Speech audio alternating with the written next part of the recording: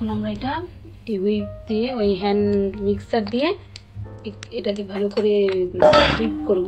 দেখুন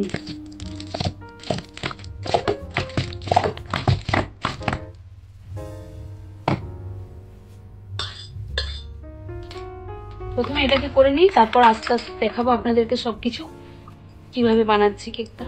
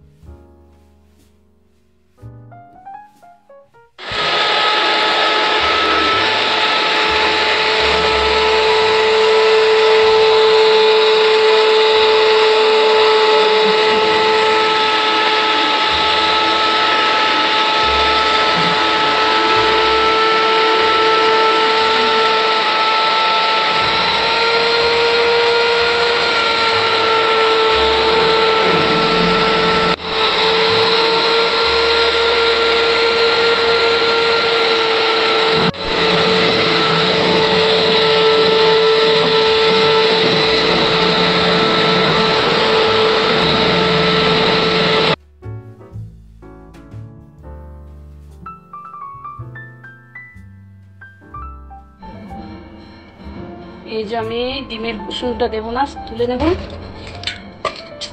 এই যে কুসুমটা এটা আমি আলাদা করে রাখছি, আর একটা কুসুম মিশে গেছে তো কি আর করা যাবে। এই যে সাদা অংশটা নিয়ে নিচ্ছি, এই যে দেখুন কুসুমটা আমি আলাদা করে নেব।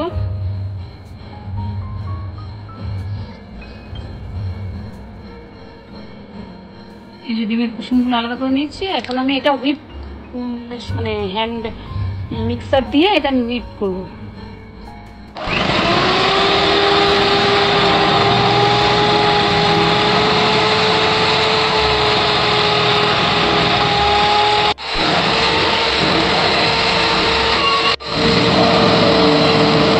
আর এই যে লো ফ্লেম করে এখানে আমি এই কড়াটার মধ্যে, এটা হচ্ছে লবণ, অনেকবার কেক বানিয়েছি তো এটা আমার অনেক বছর ধরে রাখা ছিল, মানে লবণটা এরকম হয়ে গেছে, বালি হয়ে গেছে।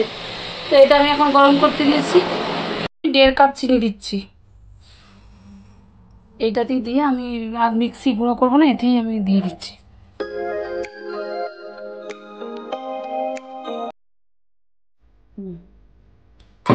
এইটার আমি ভর্তি ভর্তি 2 কাপ ময়দা দেব।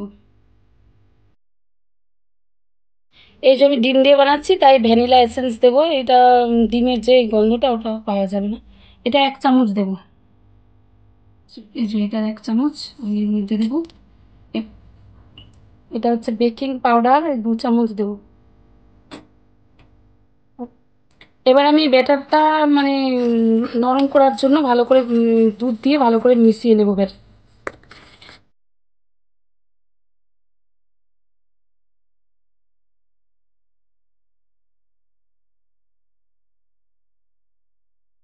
আর এই যে এখন টুটি ফুটি মিশিয়ে দেবো, এটা এখন আমি মিক্স করবো। ব্যাটারটা আমার এখন রেডি হয়ে গেছে। আর এখানে এই যে এইটাতে আমি বসাবো কেকটা, ওই জন্য এর মাপে একটা পেপারকে কেটে নিচ্ছি।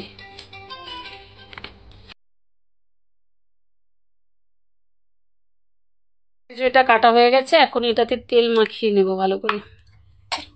এখন এই পেপারটা দিয়ে দেব, আর এই যে ব্যাটারটা আস্তে আস্তে ওর মধ্যে ঢেলে দেবো। সাইডগুলোতেও এইভাবে আমি দিয়ে দিচ্ছি পেপার কেটে কেটে। ব্যাটারটা যে আমি এরকম ভাবে তৈরি করেছি দেখুন, এই যে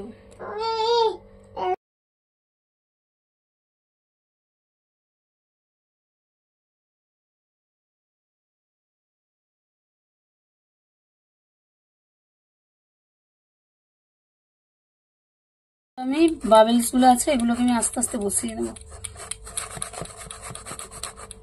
মধ্যে এটা দিয়ে দিলাম, এবারে এই টিফিন বক্সটা বসিয়ে দেবো। ব্যাস, এবারে আমি এটা ঢেকে দেবো আর গ্যাসটা লো ফ্লেম করে দেবো।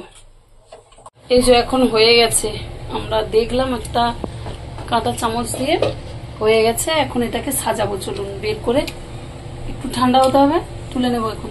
এই যে কেকটা এখন আমি এটা এর মধ্যে উল্টিয়ে তারপর বের করবো এই প্লেটটার মধ্যে। এই দেখুন কেমন স্পঞ্জের মতন হয়েছে। এই দেখুন এইভাবে উল্টে দেব।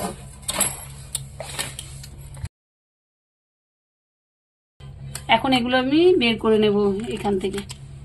কেকটা খুব সুন্দর হয়েছে, এই দেখুন, দারুণ একদম। এই দেখুন খুব সুন্দর হয়েছে কেকটা।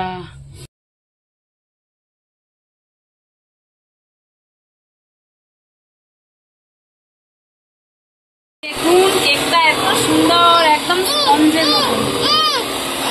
এই দেখুন কেমন স্পঞ্জের মতন হয়েছে, আর দারুণ একদম হয়েছে কেকটা। এটাকে এখন এরকম ভাবে আরেকটা পিস করে দেব।